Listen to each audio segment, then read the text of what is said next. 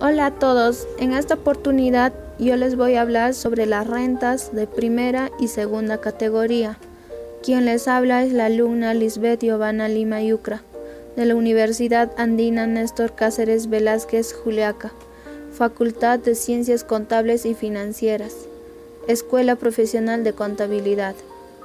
A continuación empecemos con la definición de las rentas de primera categoría. Son aquellas rentas de las personas naturales por el arrendamiento o subarrendamiento de predios, dentro de las cuales damos a conocer que otros tipos de ingresos se encuentran en esta categoría, en las cuales tenemos 5 tipos: el arrendamiento, subarrendamiento de predios, mejoras, cesión de muebles, cesión gratuita de predios. Para lo cual comenzaremos con la primera, el arrendamiento. Se consideran todo tipo de predios urbanos o rústicos, como casas, departamentos, cocheras, depósitos, plantaciones, etc. Por ejemplo, Isabel es propietaria de un departamento y decide darlo en alquiler según contrato a Sebastián. Ambos acordaron que Sebastián, el arrendatario, pagaría a Isabel, la arrendadora, el monto de 1,000 soles mensuales. Al monto obtenido por Isabel del alquiler se considera rentas de primera categoría. Pasamos a la segunda, el subarrendamiento. Se produce cuando una persona que alquila un inmueble lo vuelve a arrendar a otra persona. Por ejemplo, José le alquila a Leo una casa por el importe de 500 soles mensuales. Leo lo subarrienda a Luis por un importe de 700 soles mensuales. Entonces la renta que obtiene Leo por concepto de subarrendamiento es de 200 soles mensuales. Pasamos a la tercera, las mejoras. Es el valor de las mejoras introducidas al predio por el inquilino, en tanto constituyan un beneficio para el propietario, y en la parte que éste no se encuentre obligado a reembolsar, en el año en que se devuelva el bien al propietario. Pasamos con la cuarta, cesión de muebles. Son los bienes muebles, por ejemplo, de vehículos, o inmuebles distintos a predios, por ejemplo, naves, así como los derechos que recaigan sobre estos. Es decir, si no es propietario de la totalidad del bien, sino solo de un porcentaje. Por último tenemos cesión gratuita de predios. Son los terrenos o edificaciones o a precio no determinado se encuentra grabada con una renta ficta equivalente al 6% del valor del predio declarado para el impuesto predial. Pasamos al cálculo de rentas de primera categoría, en la cual tenemos el cálculo mensual del impuesto. Al monto del alquiler por cada predio le debes aplicar la tasa efectiva del 5%, obteniendo con ello el monto a pagar por concepto del impuesto a la renta de primera categoría mensual. Es decir, el monto alquiler por el 5%, obteniendo el monto a pagar. Pasamos al cálculo anual del impuesto. Tus ingresos brutos se determinan sumando la totalidad de ingresos por este tipo de renta obtenida durante el año.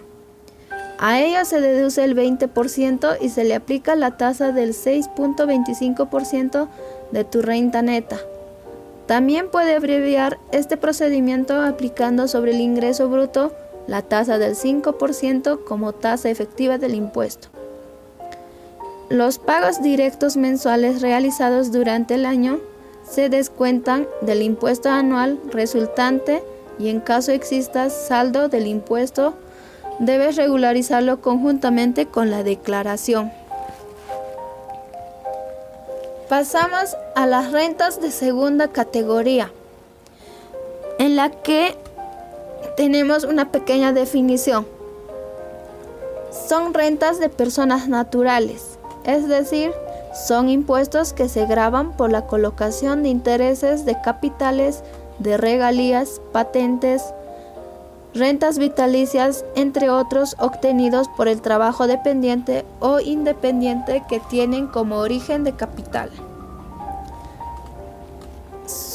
Están sujetos al impuesto las personas naturales, las sucesiones indivisas y las sociedades conyugales.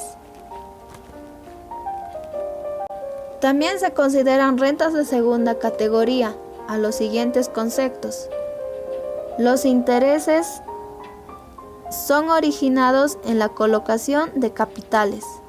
Las regalías, originadas por el uso de marcas, patentes, derechos de autor, entre otros. Las rentas vitalicias. Consiste en un contrato firmado que obliga a una parte a abonar un pago de manera periódica a la otra parte, hasta que una de las partes muera. Los dividendos. Es la parte del beneficio de una empresa que se reparte entre los accionistas de una sociedad. Las ganancias de capital. Proviene de la enajenación de inmuebles que no sean casa-habitación. También hay casos en los cuales no pagas el impuesto. Inmuebles adquiridos con anterioridad al 1 de enero del 2004. Es decir, la venta de inmuebles cuya adquisición se haya realizado antes de esta fecha a título oneroso o gratuito mediante el documento de la fecha cierta. La venta que constituya casa-habitación del vendedor. Es decir, se considera casa-habitación al inmueble que permanezca en tu propiedad por lo menos 2 años y que no esté destinado exclusivamente al comercio, la industria, oficina, almacén, cochera o similares a esto. El costo de adquisición es mayor o igual al precio de venta. Al no existir ganancia, no se genera la obligación del pago del impuesto a la renta. La declaración y pago del impuesto de las personas que paguen tienen la condición de retención según lo dispuesto en el artículo 71, inciso A de la Ley de Impuesto a la Renta.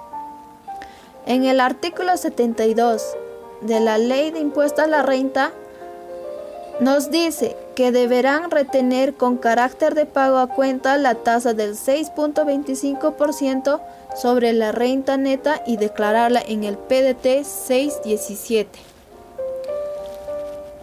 En la enajenación de inmuebles tenemos el enajenante y las ganancias de capital. El enajenante deberá abonar el 5% sobre la ganancia obtenida con la enajenación del inmueble. Ganancias de capital. Se deberá utilizar el formulario virtual número 1665, en el cual se utilizará para pagar y declarar el impuesto. En donde aquí les mostramos un pequeño ejemplo del formulario virtual y el llenado como se debe hacer. Eso es todo, gracias.